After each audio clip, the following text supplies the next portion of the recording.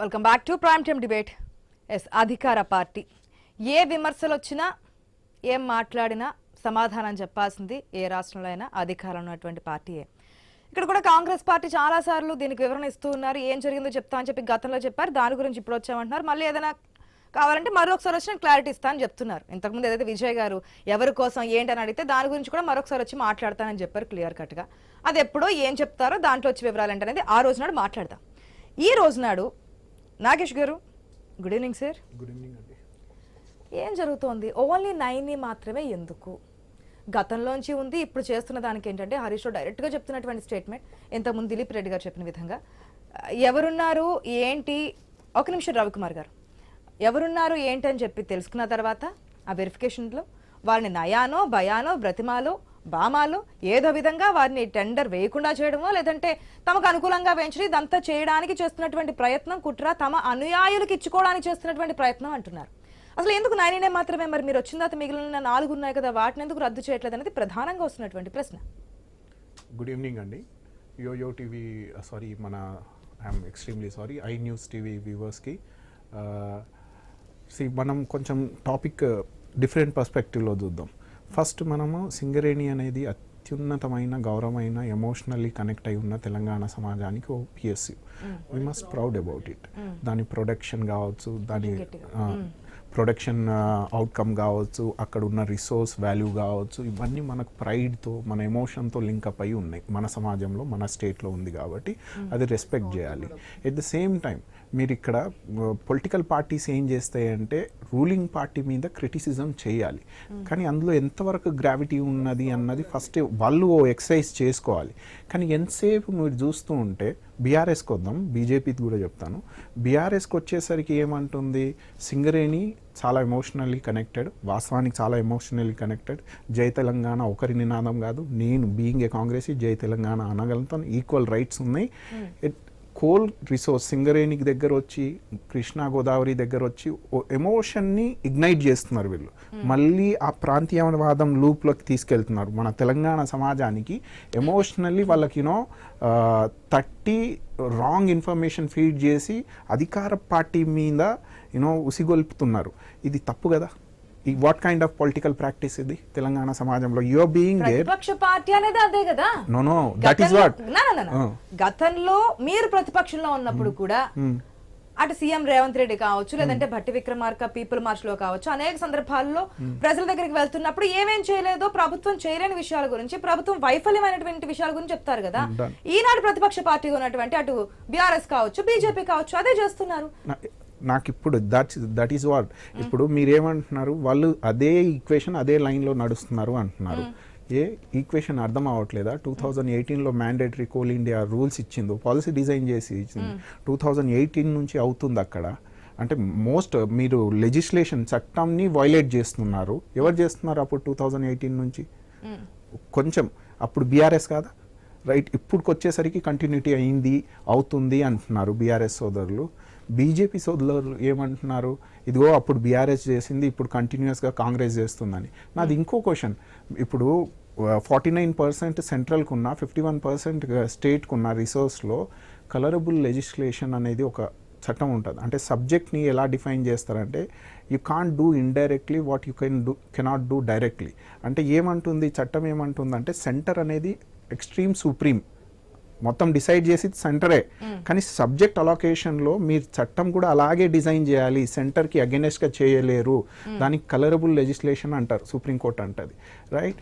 అంత క్లియర్ కట్గా ఇక్కడున్న స్టేట్ తన జ్యూరిస్డిక్షన్లో టెండర్ అలాకేట్ చేయడం కావచ్చు, టెండర్ ఈవెన్ బ్యాన్ చేయడం అంటే డిస్మిస్ చేయడం కావచ్చు, తన లెజిస్లేషన్లో చేస్తుంది.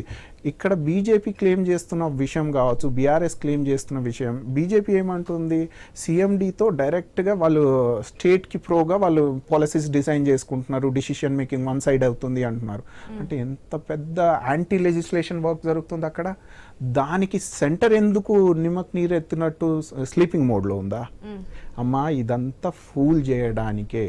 ఇక్కడ నేను చెప్తున్నా చూడండి, మంత్రుల మధ్య ఆ బేరాల తెగక కోసమే ఇదంతా నడుస్తోంది, ఇదంతా బయటకు వచ్చింది అంటున్నారు. వాస్తవం లేదా? ఇప్పుడు ఈ క్రిటిసిజం కి ఎంతవరకు వ్యాలిడిటీ ఇద్దామమ్మా మనం? ఇది హైపోథీసిస్. ఇది ఇప్పుడు బీఆర్ఎస్ సోదరులు ఆ హైపోథిసిస్ లో ఉంటారు, అరే ఫలానా మనిషి వాళ్ళ అల్లుడికి, అరే ఫలానా ఇంటి మంచిగా. దట్ ఈస్ వాట్ మీరు ఇచ్చినటువంటి ఫస్ట్ టెండర్ కూడా సుజన్ రెడ్డికి ఇచ్చారని చెప్పి ఆరోపిస్తున్నారు. నేనేమంటున్నా అంటే సుజన్ రెడ్డికే అని ఉండదు అక్కడ. లెజిస్లేషన్ టెండర్ నోటిఫికేషన్ ఎవరైతే క్వాలిఫై అవుతారో, ఎవరైతే వెరిఫికేషన్ విషయంలో ఒక్క పాయింట్ క్లియర్ గా చెప్తున్నారు. ఒకటి ఇప్పుడు యాక్సెస్ కి ఎందుకు వేస్తున్నారు, టెండర్లు యాక్సెస్ కి ఎందుకు వెళ్తున్నాయి అనేది ఒకటి. ఎవరైతే వస్తున్నారో వాళ్ళని భయపెట్టి బ్రతిమాలుతున్నారు చెప్తున్నారు, లేదంటే గనక వారిని భయపెట్టైనా సరే కాకుండా చేస్తున్నారు. ముందుగానే వాళ్ళకి ఇన్ఫర్మేషన్ వెళ్ళిపోతుంది. ఇంతకుముందు విజయ్ గారు చెప్పినట్టు కూడా మీరు ఉన్నారు కదా. ఇదిగోండి విజయ్ గారు చెప్తారు, ఇది ది హిందూ న్యూస్ పేపర్ అమ్మా.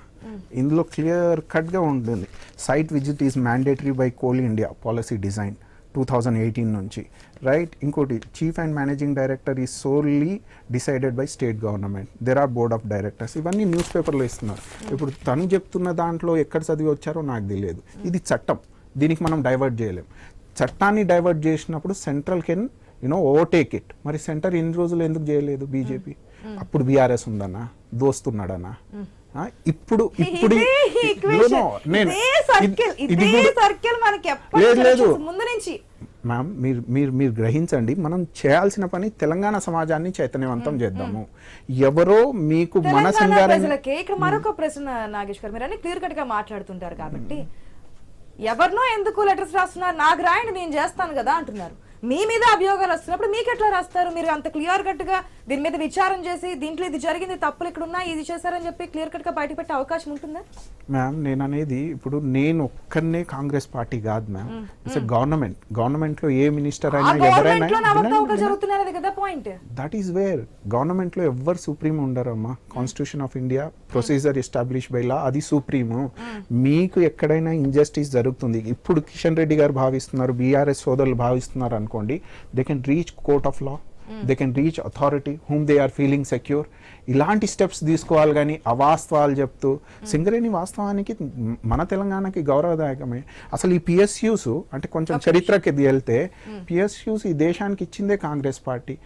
మొన్నటికి మొన్న కాంగ్రెస్ పార్టీ బీఆర్ఎస్ అధికారంలో ఉన్నప్పుడు వైజాగ్ స్టీల్ ప్లాంట్కి టెండర్ వేస్తూ ఉంటే, ఇక్కడ ఉన్న సింగరేణిని కాపాడుకుంటామని అప్పట్లో ఉన్న పిసిసి చీఫ్ రేవంత్ రెడ్డి గారు, మా సీఎం గారు ఏకధాటిగా చెప్పారు. కొంచెం ఎమోషన్ తో నేను చెప్పాను, మేబీ మన సీఎం అంటే రెస్పెక్ట్ ఓరియంటెడ్లో. అయితే ఆ దిశగా మేము పోరాటం చేశాము. ఈ పిఎస్యు కావచ్చు, తెలంగాణ రిసోర్సెస్ ఇంక్లూడింగ్ వాటర్ కూడా కావచ్చు, తెలంగాణ హితానికి ఏదైతే ఉందో అది 100% ఈ క్యాబినెట్ సీఎం రేవంత్ రెడ్డి గారి హయాంలో చేస్తుంది. రిమెంబర్, మేము చేస్తున్న పనులే మాకు రిపోర్ట్ కార్డ్ అవుతుంది డౌన్ ద లైన్. బీఆర్ఎస్ సోదరులు కావచ్చు, బీజేపీ సోదరులు కావచ్చు, ఎంత ఆరాటపడ్డా 15 years 20 years కాంగ్రెస్ గవర్నమెంట్ ఉండిపోతుంది. మైనస్ లో ఉండాల్సిన టెండర్స్ -10 -22 ఉండేది మా ప్రభుత్వం ఉన్నప్పుడు, అంటే బీఆర్ఎస్ గవర్నమెంట్ ఉన్నప్పుడు ఉండేది. ఇప్పుడు అది కాస్త +10 కి +20 కి వెళ్ళిపోతుంది. ఎట్లాగా +7 కి +10 కి ఎట్లాగా యాక్సెస్ కి ఎట్లా ఇస్తారు? ఎట్లా ముందుకెళ్తుంది? ఇప్పుడు సైన్స్ తెలియని వాళ్ళతో గుడ్డిగా వాదించలేమమ్మా. ఇప్పుడు టెండర్ -7 ఉంది అనుకోండి, -10 వచ్చింది అనుకోండి, డిమాండ్ కొంచెం పెరిగిందని, less demand bench mark high చేసామనుకోండి, మన రిసోర్స్ మంచి వాల్యూ ఉందనుకోండి మార్కెట్లో, డెఫినెట్గా కాంపిటీటర్స్ అవుతారు. దాంట్లో ఏముందమ్మా, దానికి ఇంకా ఇంకేమైనా చెప్పాలా? అది సైన్స్, బేసిక్ సైన్స్. అది లీస్ట్